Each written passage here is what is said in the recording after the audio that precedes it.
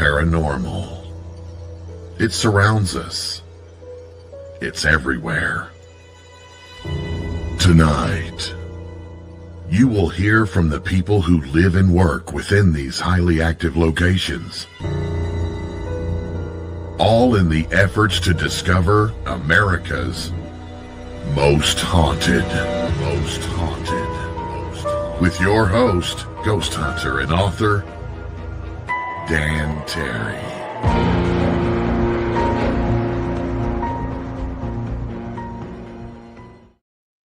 Good evening, boys and ghouls. I am Dan Terry, your ghost host with the most haunted.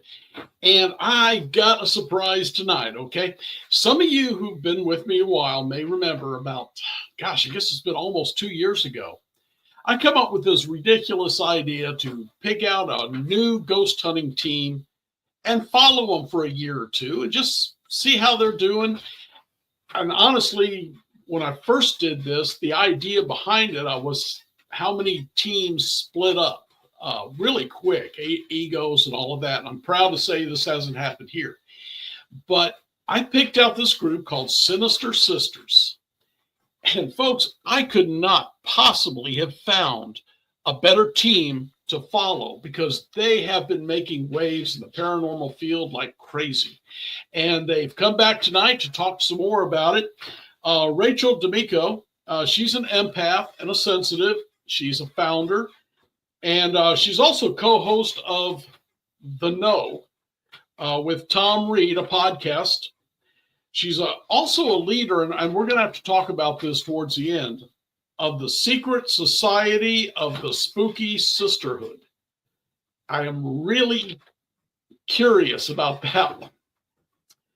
Jennifer Blackwell, she was part of the team too, and she's a co-founder of Sinister Sisters, lifelong passion in the paranormal. She's been doing great, and now they've got a third sister, Samantha Damron. I hope I'm pronouncing that right. She's a gifted spiritual conduit, and she has a deep connection to the unseen realm. So I want to bring them back, and let's find out what they've been doing over the past, 9 months or so since they were here last. Let's bring up the Sinister Sisters. Guys, it's so good to see you all again. Hey, nice to see you. So nice to be back, Dan. I could not have picked out another team that has went as far and done as much as you all have. And Sam, it's good to meet you too. No, this is your first time, so don't get nervous when I get silly, okay? We got to laugh. That's what we do best. Yes, that's right. You all have been doing so much lately, and from what I understand, you got even more planned. What's going on? Oh my gosh. We have a lot. Besides our own sort of investigations, we kind of started working with a historic home called Rosemont in Gallatin, Tennessee. And we're going to be doing some classes with her. We're going to be doing she's doing a soft sort of launch of this sort of, I guess, like experiment. She partners with the Sumner County Tourism Board, and got 3 other historic homes involved. We lost someone. We lost Jen. Yeah. Hope she pops back on soon. Yeah. Go ahead. Oh, so I was saying she had 3 other homes besides Rosemont historic homes in the Sumner County. Was it a ghost, Jen? You disappeared. Oh, yeah, I know. I was black, and now I'm back. So, have you all ever had something follow you after a ghost hunt? Sam. Not me personally. Sam did recently, right? Yeah, it did. Yeah, it was. Okay. It's very interesting. Do you want me to tell you that story? Well, let's finish finding out what all's going on here, and then we'll get back to that. Yeah. So, she partnered with the Sumner County Tourism Board with 3 other historic homes, And she's having besides ourselves, she's having a couple other teams as well kind of participate, and each is going to be in a different location. So every night for 4 nights for, during the week, they're going to have an opportunity to go to each house and investigate with a different team in a different location. And so that's kind of the soft launch here in July, and in October, we do the real thing. So right around spooky season time. So that's kind of exciting for us. Rosemont is haunted, right? Oh yeah, they've been. They were featured on an episode of Ghost Hunters with Jason and his team, and they caught like a full-bodied apparition out front of Rosemont, just walking right by. So, and we've had some very interesting investigations come out of Rosemont. We did some filming there ourselves. Potentially, you may see that in the future on a streaming service, but we'll see. Okay. Well, keep us all informed, because you've got a lot of people that watches you here. Aw, I'm so glad to hear that. Yeah. Sam, tell us about your attachment. Yes. So we went to the Trousdale House, which is also in Gallatin. It's one of the properties that Rachel was talking about. We did we were human pendulum. Yeah. So the ghost got rid of her again. I know. We were just talking about it, and my hands never left my wrists. I guarantee you. Okay. Maybe it's her thing. Maybe it's her computer or something. Yeah. Losing connection. Hey there. Sorry, Sam. Sage or anything? Yeah, maybe you need to burn some. Maybe Sage or, my husband did get home. Maybe something came with him. I don't know. maybe it's Tommy. we blame Tommy. Yes. Okay. We always had George, so I don't know. Go ahead. So we did the human pendulum, and immediately I just felt sick. At first we were getting a woman talking through us, and then it changed, and I immediately was like, I gotta get out of here. So I left, I went outside, did some grounding, thought it was gone. And the next 3 or 4 days I was just sick. I didn't feel good. I had to call out of work. It just was a bad time. Ended up going to a Reiki, an energy healer. And the first time I had ever seen this woman, and she didn't know anything about me. And she picked up on it and was like, we need to get this off of you. This is nefarious. And within a day or two, I felt better. It was amazing. So, but the responses that we were getting was, let me in, please. We think he might have been an old prisoner or something, but yeah, it was very clear he needed our energy. So, okay. Well, yeah, because I think you did human pendulum first, and then I was following, and I think that's when the prisoner may have come through.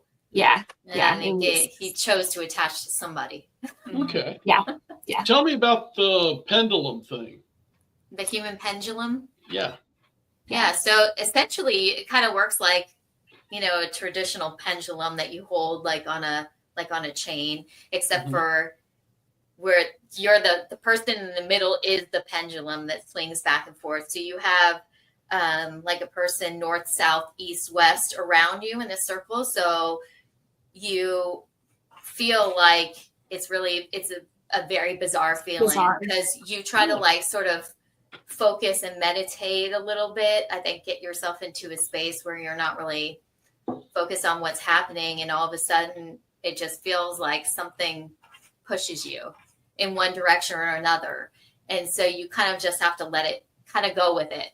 And and it kind of you kind of calibrate it, what's your response for yes, what's your response for no, and you have those 4 people around you to sort of catch you if you were to fall one way or another.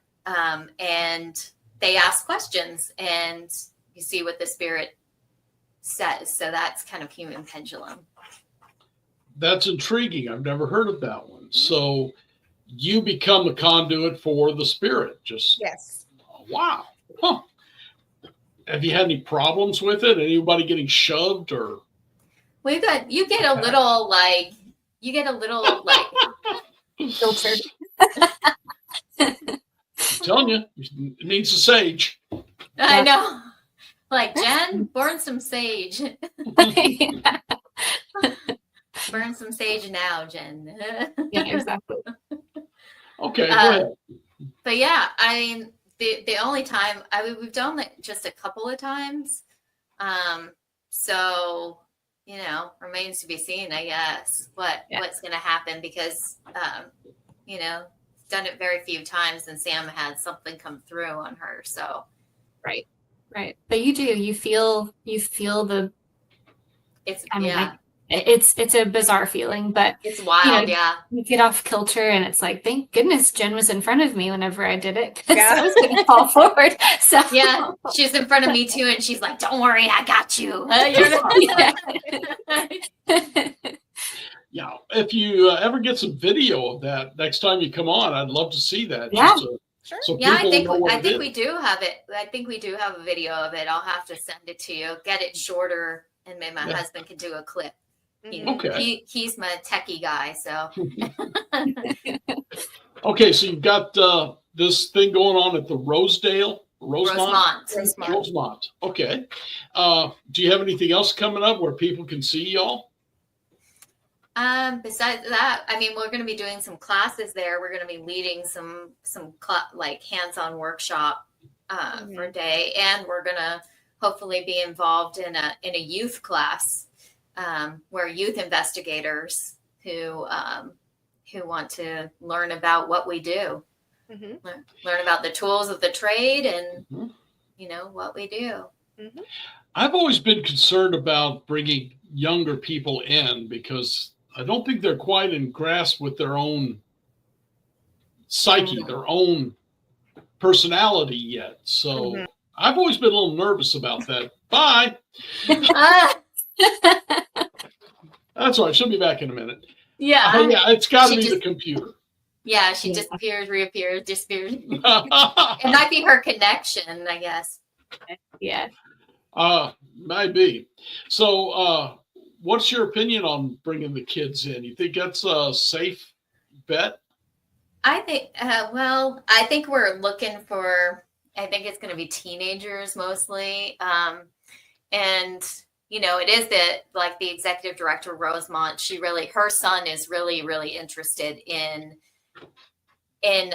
learning more about what we do. And I think he's, 15, 16 years old. And so she was like, why don't, some locations not allow children to participate in these things? And we said, well, primarily, I would think it's liability, but some places like Waverly Hills, they do a youth, adult, it has to be a parent with them. And that's what we would do, is that there has to be a guardian with them, parent guardian.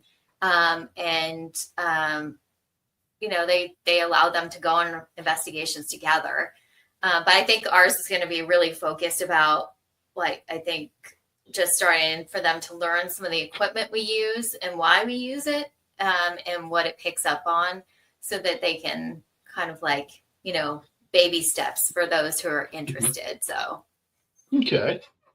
Well, it sounds like you got an interesting idea there. It's just, that's weird. If somebody wanted to get hold and find out where these classes when and all of that, is there a website somewhere I can send them to? Yeah. I believe it's Historic Rosemont. I'll look it up real quick.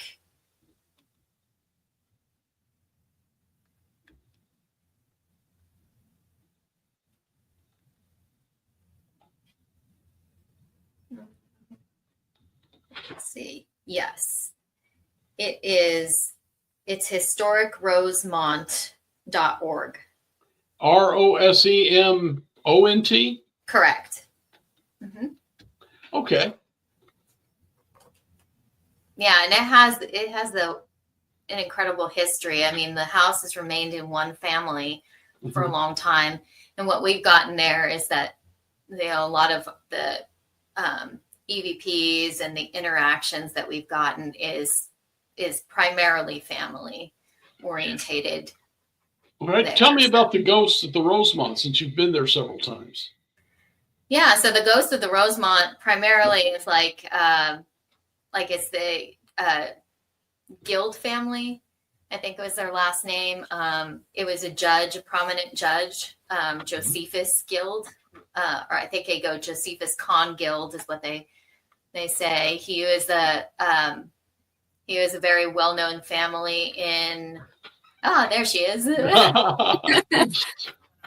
So Now your audio is kind of cutting out in and out a little bit. Or she was cursing and it shut it off. I'm not sure. Oh, Jen. No, your audio is like gone. I wonder if the speaker is being covered. is that better? Yes. There you go. There we Okay. Okay. All right. go. Okay. So we were talking about the ghosts at the Rosemont. Go ahead. Mm-hmm. Yeah. So I think we've had not only, I think it's Judge Guild that has come through, but also I think it was Isaac Foxhall, he was one of the, what do we say? The horse handler? Yes. He was the horse handler, but he was also African American. And he, at that point in time, that family, he was considered, I guess, a slave, but they considered him a lot more than that. I think he actually got paid for his services. The family really treated him very well. He started on the property when he was like 13, 14 years old. And then they gave him a skill, right? And he became like the main horse trainer. And a lot of these horses were, some were raced by even President Andrew Jackson. Wow. I think. So yeah, this family was very wealthy, very connected in the community with everything that they were doing. So it was a humongous piece of land. I mean, it's much smaller now than it once was, because I think they had acres upon acres. But it's still there's still a family member who is still connected to the house. He doesn't live in it anymore because I guess they gave the house to the city of Gallatin. But it's really cool how it's been passed down from one generation to the next. Mm-hmm. And we've even had, we think, Isaac's daughter perhaps come through. I think that was Lily, I think it was. Is that right? Sam, do you remember? I don't know if Lily, I can't remember. I know we had a Sylvia come through. Sylvie, that's it. Sylvie. Okay. Sylvie. Yeah, she was the one whose name we found in the basement. Yes. Too. Yes. On the basement door, all of the kids had scribbled their names in some kind of crayon. Obviously it wasn't a crayon, but you could go through and just see their little names, and it was so cool. Wow. Jen, what's a good place you want to talk about? We just talked about the Rosemont. Oh gosh. I mean, your shrine was amazing. Yeah. Absolutely amazing. Okay. Yeah. And I think go ahead. I was going to say, I think because there has that Japanese to it, it was really, I think that was really a thing for you, Jen, how you felt like a little bit of a deeper connection there. Yeah. Okay. Yeah. Now that was the place, you sent me a video from there, right? Yes. Mm-hmm. And which video was that? That's the one with Sally, the Sally doll. Okay. Well, let's play the first Sally doll clip I got. Now, friends, let me tell you, they sent me a 26-minute clip of a doll. And I picked out everything you see. I did cut some down here and there, but everything you'll see was in the first 6 minutes. So let's play the first one and see what's going on. I'm covered in chills. So is It sounds like that's all you really want, Sally, is just a nice little gift and to be respected, right? Can you ring the bell again for us? If that's right. I'll be honest, I don't even want to watch. I can't blame you. Does anybody remember the whole Sally story? Yeah. Her arm's dropping. What? Yeah, it is. What? I'm watching it in real time. It could just Was it like up very good? It was all the way up. But like, how was it? How did it feel, It Jules? was pretty good. I don't think it could fall on its own, but I guess it's possible. With gravity. Sally, can you stop your arm right there? No, that's okay. Okay, now that is a perfectly natural thing that could happen with a doll. I mean, but it still freaked me out when I saw it. Mm-hmm. Who said the doll's arm is moving?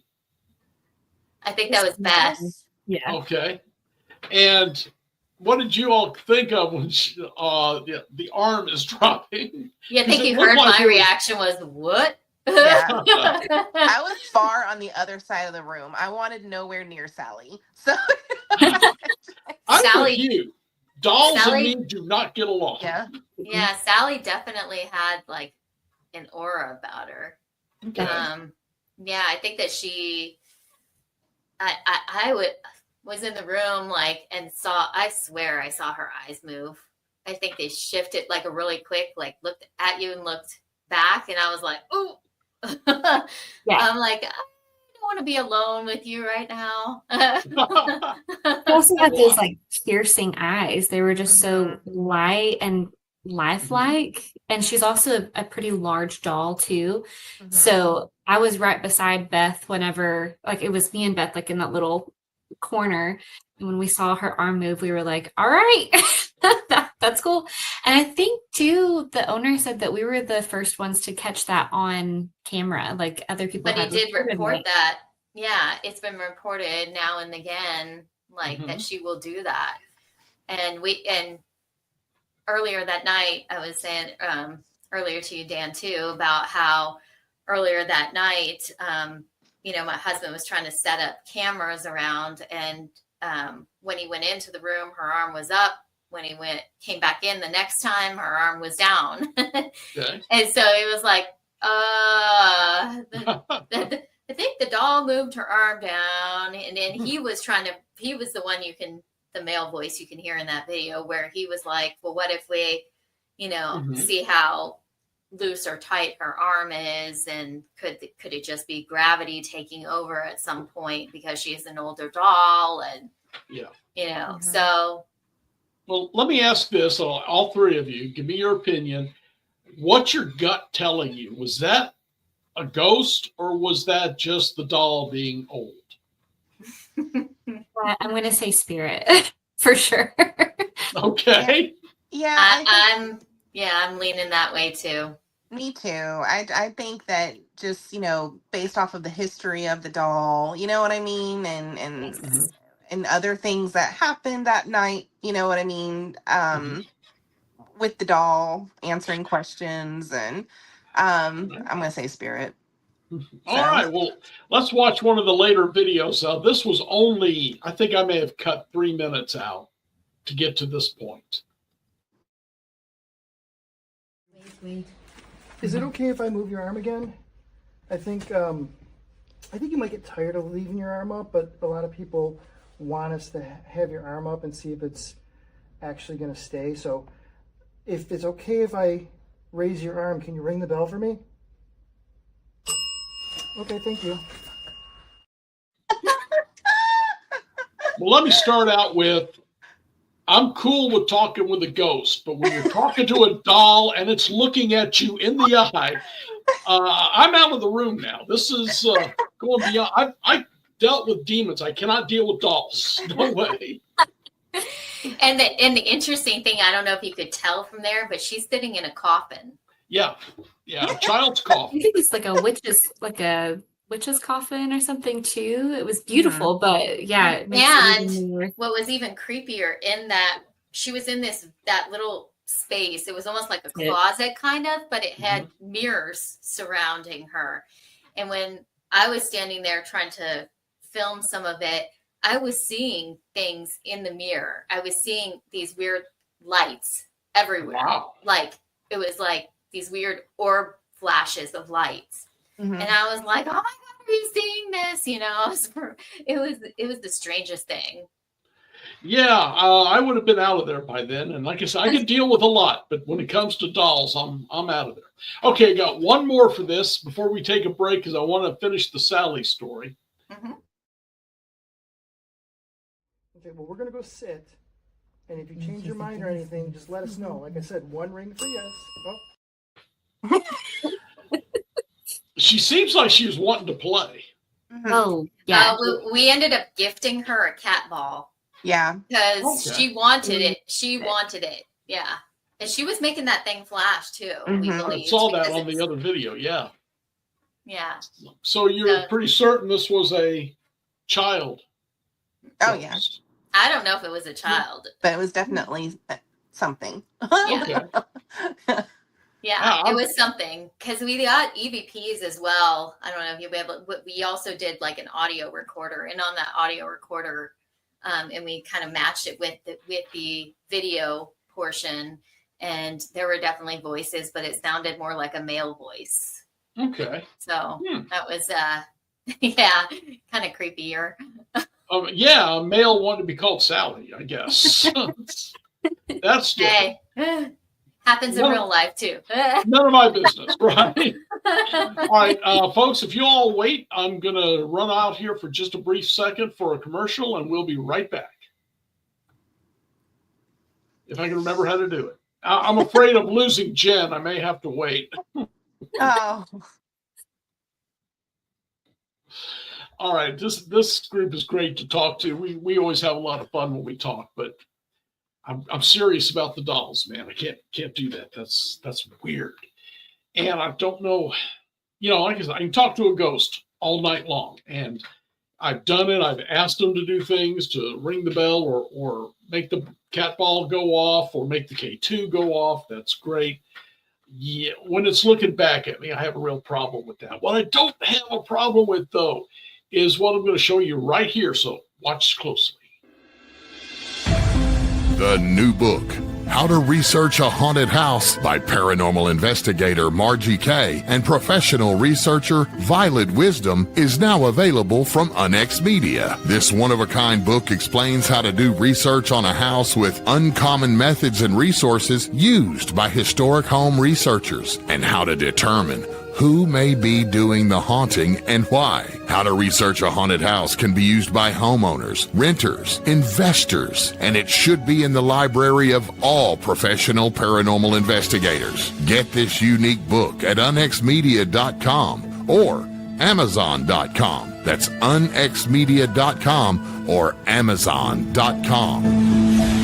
The Unex Network presents a health and wellness spiritually based brand of hemp-derived CBD products made by Hopewell Farm in Harrogate, Tennessee. We apply our Cathara energy work with all of our plants and products. Our products made in small batches with only 2 ingredients of pure hemp, full spectrum crude oil, and coconut-derived MCT oil. Third-party lab tested for potency and legal THC levels with 6 strengths of 1 ounce oil to choose from. Know what you're buying and get what you pay for from Hopewell Farm. Applied directly to a specific area, Hopewell Farm topical salve in 1 ounce and ½ ounce sizes, made with pure hemp crude oil, comfrey extract, and all natural ingredients. Find the Hopewell Farm link and coupon code on the Unex Network website at unexnetwork.com. That's unexnetwork.com.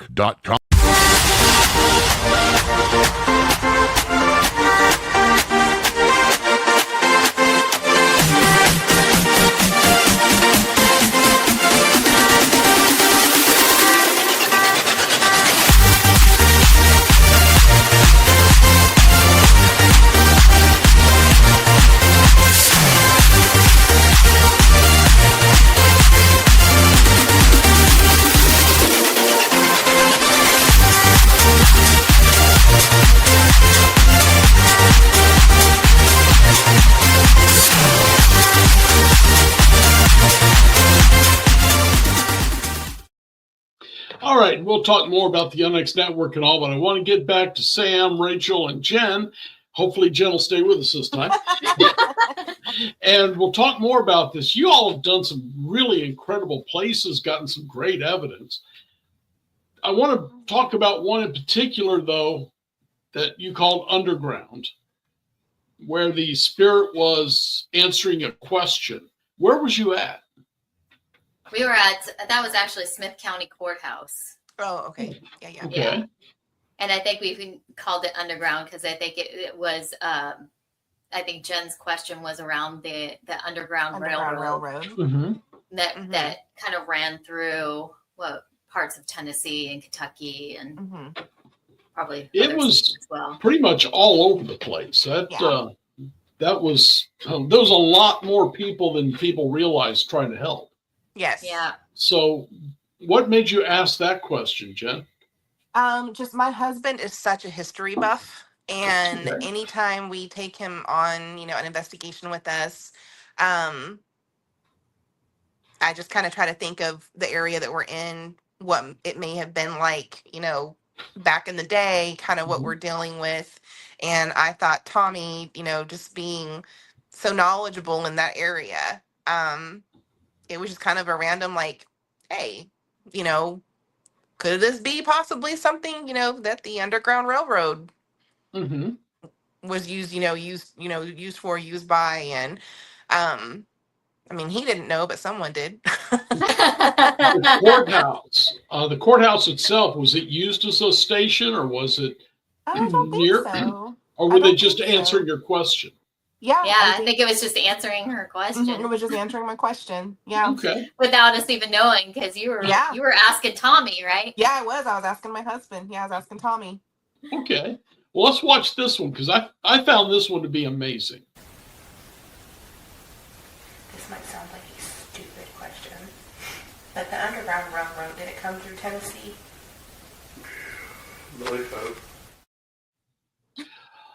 That is a creepy voice, guys. Yeah, whatever. Let's play it one more time, because I really like that one. This might sound like a stupid question, but the Underground Railroad, did it come through Tennessee? Who said might have? Was that your husband? Tommy. Yeah. Okay, so the was the spirit voice. Any idea who it might have been? Did you ever ask her? Well, in that area, I don't know if you remember, Jen, but then I think that was the top floor, the third floor courthouse. And there's supposed to be a spirit there that's not particularly friendly. Nice. Yeah. Yeah, especially to women. Okay. Is not real friendly. I mean, we didn't run into like any kind of bad feelings or anything like that. It wasn't until honestly we were reviewing some of this that we caught, like, especially that voice. I think you have the other clip where where I heard something, where I say something like, did somebody just whisper? Because I heard some spirits talking. Yeah, but that we didn't hear anything in the moment. Nothing. Yeah, not when that happened. I actually think we ended up moving to a different floor because we didn't think we were having any activity. I know, because it wasn't like ever, like sometimes you have equipment going off left and right and that kind of thing. Like there really wasn't a lot of that. We had a little bit, but they were definitely interacting with us because we reviewed evidence later with the digital recorders, and man, they were talkative. Well, the voice does not sound friendly.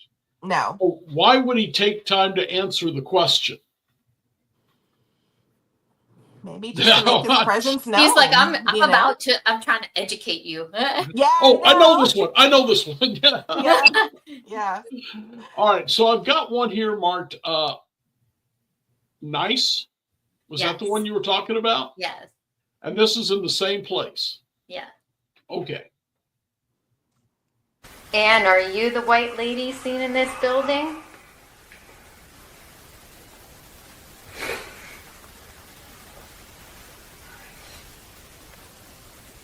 Did somebody just whisper? I can make out the nice, but he was talking while you were talking. Yep. Yeah. And that part, you know, I didn't really hear, probably because I was talking too much, but. But he, gosh, what was the nice? Where do you think that come from? I don't know. It wasn't answering a question. No. Right? Oh, I was asking about the white lady, the white woman that's Mm-hmm. seen in that area. And maybe it was like, okay, nice. Ask about the white woman. I don't know. Do you think there was another spirit there, this woman? Perhaps. Yeah. Okay. Perhaps. Okay. I mean, I think we did catch a female voice at some point on there where it sounded like there were two spirits communicating amongst themselves. Okay. I'm going to play that one again. And right while you're talking, there's something speaking. Same voice. But I can't figure out what he says. And then he responds with nice for some reason. Anne, are you the white lady seen in this building?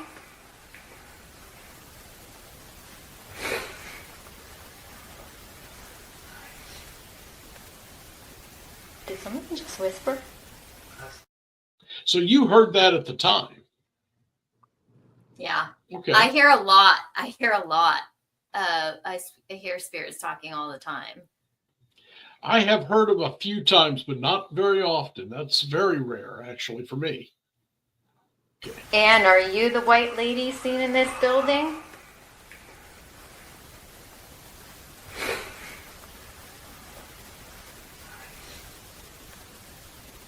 Did someone just whisper? Yeah, I'm going to have to spend time with that one because I really want to try and figure out what he's saying.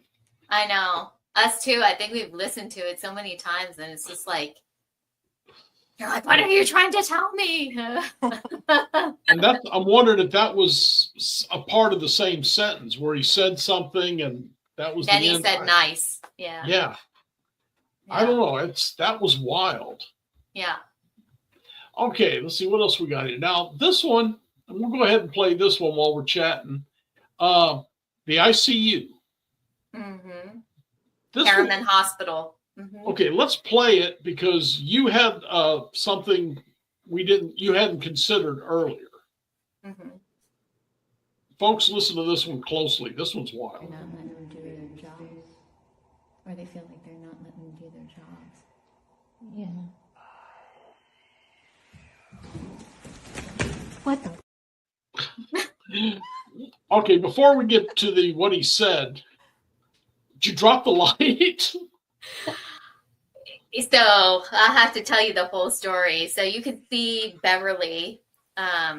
She is one of our friends. She's on another team called Light Workers Paranormal. So we were there. I was there with her and her partner Alicia, and Beverly was doing Estes method, lying down on that bed. So she had the headphones, the noise canceling headphones, and the blindfold on, lying there. And Alicia and I were the ones you can hear talking in the video. And we were talking about being in that space and feeling like it was a working hospital still, even though it hasn't been working in the past decade. And it really felt like it was just like energetically, it felt like doctors and nurses were moving all around there. And she was like saying yes, because she had done Estes right before Beverly. And she said she felt like there was a doctor who was aggravated by the fact that we were in this space and he's just trying to work. And so as we were talking about that, that's when you hear, we all hear the voice say, I see you. And when she did, she thought the voice was coming out of Beverly. So she thought Beverly was possessed or something. And so she grabs my hand because I'm right next to her, and we end up leaping on top of Beverly. And then you hear Beverly scream towards the end. Like, I think you cut that part of the video, but you hear Beverly scream because she doesn't know what the hell is happening. She just feels something jump on top of her, which was myself and Alicia. And then we had another investigator, Sheila, who was there, and she was like already out the room when she heard that. She was like, out of here, you know, because literally it was the strangest thing, because to me it sounded like it said it right in my ear. To Sheila, she said that was her experience as well, even though she was sitting behind us, like near the nurses, what used to be the nurses station. She was sitting on that counter over there watching this whole thing. And you know, it was just wild, because it was so loud, so clear. It was like, oh my God. Okay, so to make it plain for these folks, you all heard this in real time at that Yes. point. Yes, audibly. Yeah. In your ear, yes, you Yes. heard. I see. Now, it was also an EVP. Yes. It was also copied on a recording device, obviously. Yes. What do you think? When it says "I see you," I first thought it was saying "I can see you." I'm looking Yes. at you. I'm watching you. Yes. But you don't think it's that anymore, huh? We initially thought it was that. And then when we went downstairs and we were talking to one of the ladies who works for the guy who owns the building, she goes there, and when teams investigate, she remains on property. Okay. In case we have any questions, any problems, anything comes up. So we took the video immediately downstairs to her, and we're like, you have to see this, you know? And she was like not fazed by it. She was like, yep, happens all the time, you know? And she's like, what area were you in? And we were like, we were on the second floor. And she was like, oh, were you in the ICU area? And we're like, well, it had the nurses station right there, and it had one single hospital bed in it. Mhm. And she said, did it have like where it had tubing on the walls? And we were like, yeah. She was like, you were in the ICU. So, And we were like, ding, ding, ding. Okay, light bulb went off. It was saying you're in the intensive ICU. care unit. Yeah. Correct. Yeah. And you were in the doctor's way. Yes. So and you I think that's why you kind of hear that gruffness, like, you're in the ICU. I'm trying to work. Yeah. Act appropriately. Move it along. Move it along. There's sick people here. Act appropriately. And towards the end of that video, all of the equipment was going off in there. We were having like REM pod was, you know, and we had also the paranormal tripwire that was flashing off like crazy. So it was like everything was happening at one time. Okay. Kind of chaotic in the moment. But it is intriguing. Huh? I said it is intriguing. What was you saying, Sam? Also, it sounds like the ICU. It sounds chaotic. So. Well, yeah. You can't argue that one. Yeah. I've got some photographs you all sent, and let's talk about those real briefly. Yeah. Yep. Martin Walton House. I see what looks like somebody leaning over a table. Mm-hmm. What is the other arrow?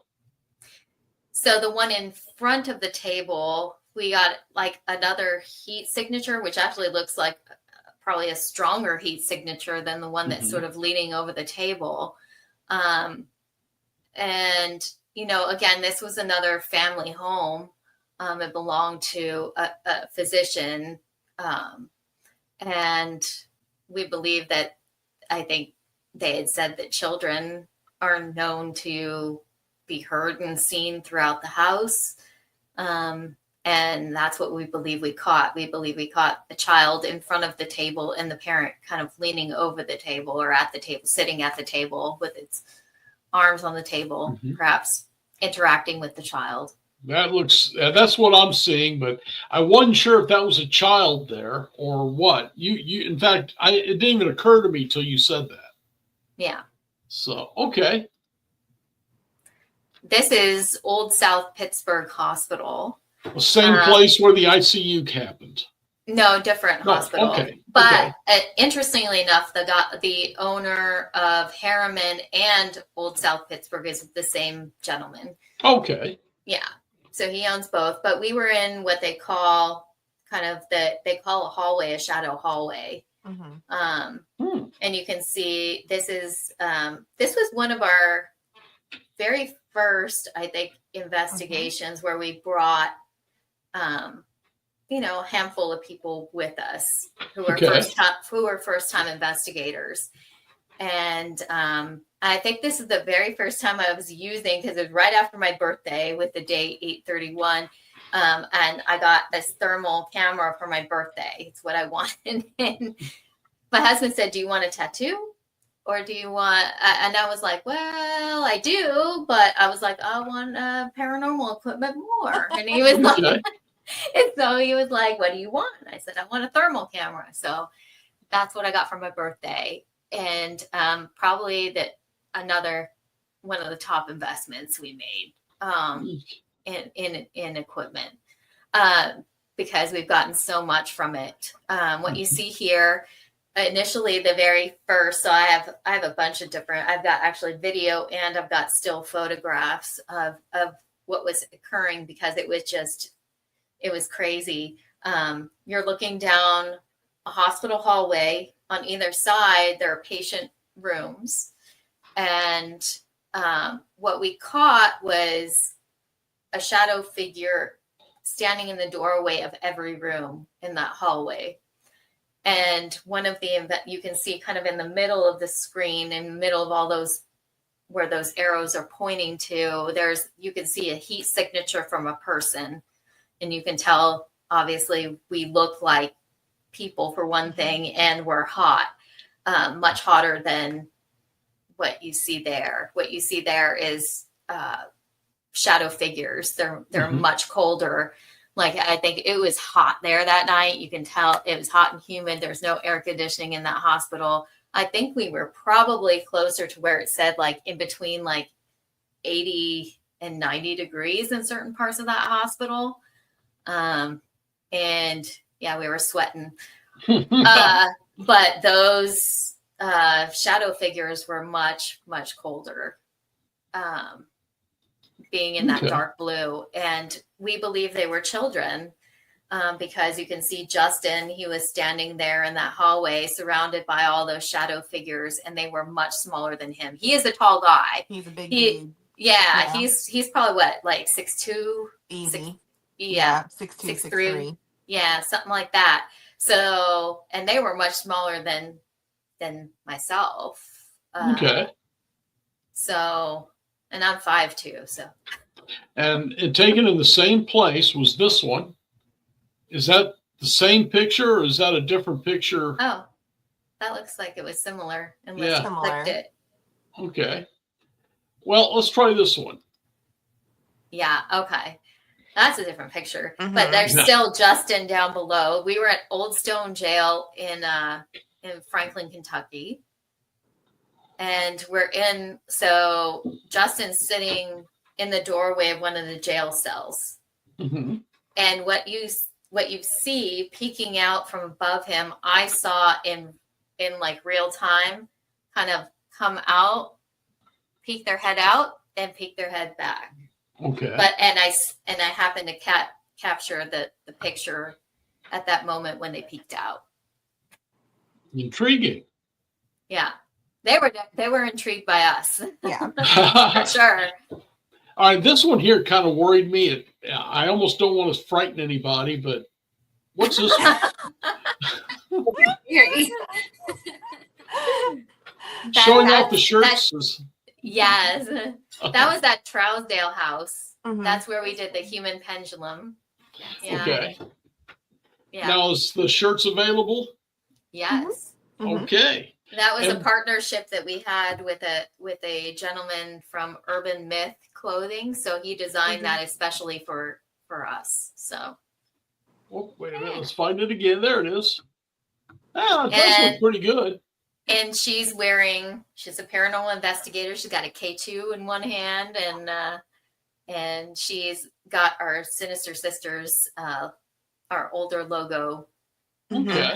on her. She's wearing the T-shirt. So, yeah. Well, when you guys are doing things at the Rosemont, are you going to have that kind of stuff available? Yeah, definitely. Absolutely. Well, when you come up with the date for that, let me know so we can talk about it, bring it up. I can I think we show have. it off. Yeah, we have September 21st, I think. Well, the July. For the class. Okay. Yeah. Okay. Yeah, the investigation in July. Flip to my calendar. The July one is July 10th. Yeah, July 10th is the soft opening for the investigation that will happen as well in October.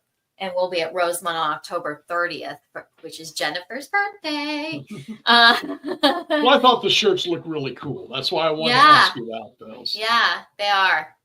Yeah. All right, one more thing. We are running out of time, but I do want to ask about the Secret Society of the Spooky Sisterhood. Yeah. Which Jen and Rachel are both part of. Yep. Yeah. Okay. Jen is I was on the first council, and we've got Jen on the second. So it's a group of right now mainly women, but it's open to anyone. It's very inclusive of everybody. And basically it was formed to sort of go out there and showcase, not only women in the paranormal, but just ones who are not sort of underserved by the paranormal community, who probably don't get featured as much in the paranormal community. And, that was sort of the foundation of what Melanie's idea was in creating the Spooky Sisterhood, was so that, we can showcase all the amazing things that women and minorities and even disabled people are doing in this field. Okay.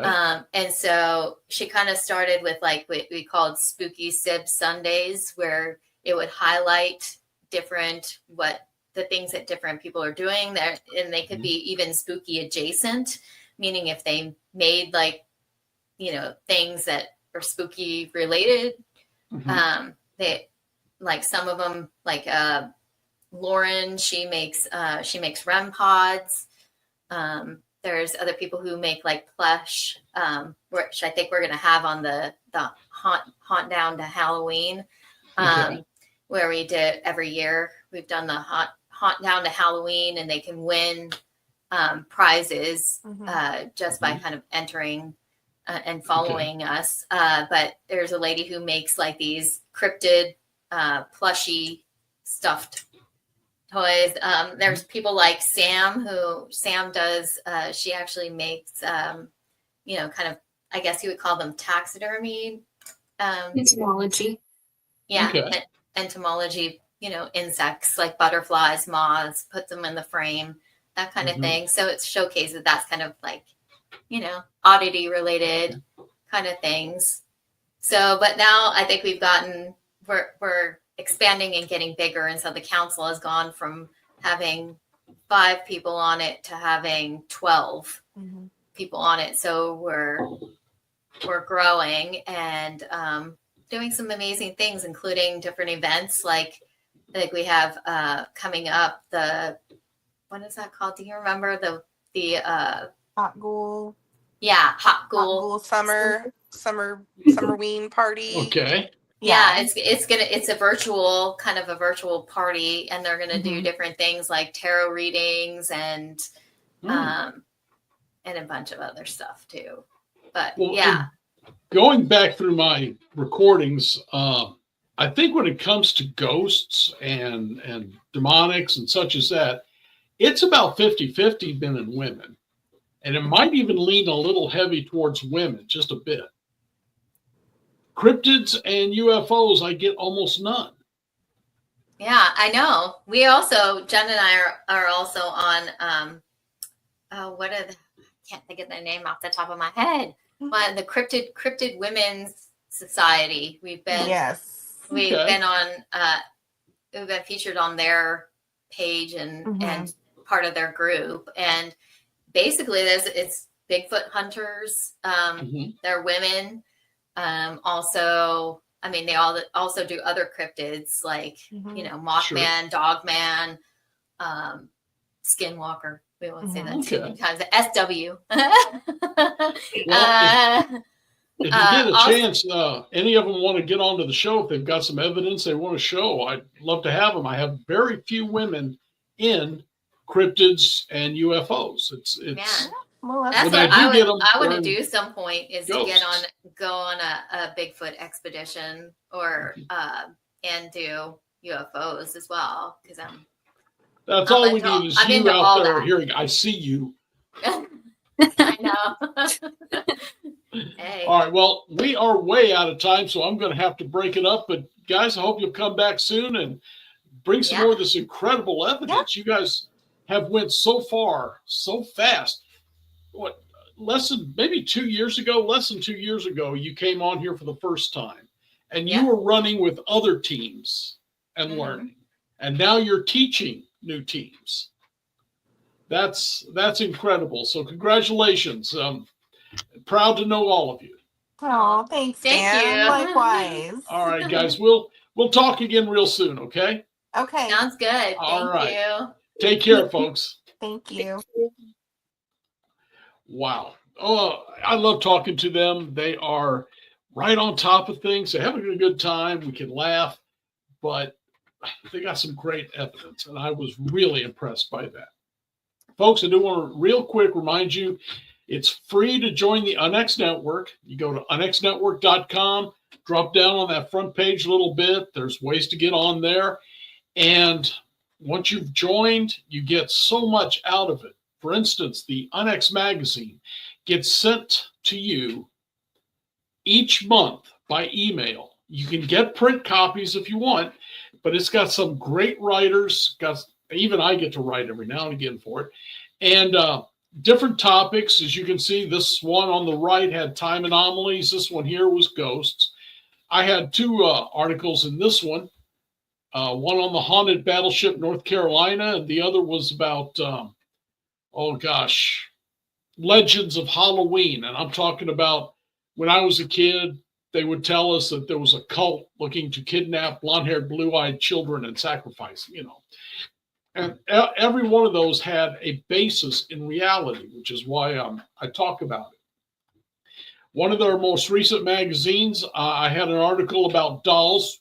As you saw, these ladies were telling me about dolls and showing me a picture of it, and I'm freaked out now. And this one here, there was a place in Missouri called the Tri-County Truck Stop, or the Old Diamonds. And I had ghost hunted that thing many times. It was probably the most haunted place I'd been in. It was amazing the stuff that would happen. Recently, it's got hit by a tornado, so this was the last call, the last article. I'll get the chance to write about that. It was all but destroyed by that tornado. So there was a lot going on, but at the UNX Network, you got that. You got access to the blog, and the blog has been burning up lately. A lot of neat stuff. So much to join. We got so many shows I want to tell you about. I don't really have the time, but we have Eric Mental Investigates. We've got UFO Chronicles podcast with Nick Hunter, and Shifting the Paradigm with Christina Gomez. A lot of good stuff here. So join up. And other than that, I'm going to step back and tell you all to try and stay cool, stay warm, whatever you're at, depending on where you're at. And I guess most important of all is to stay spooked. Good night.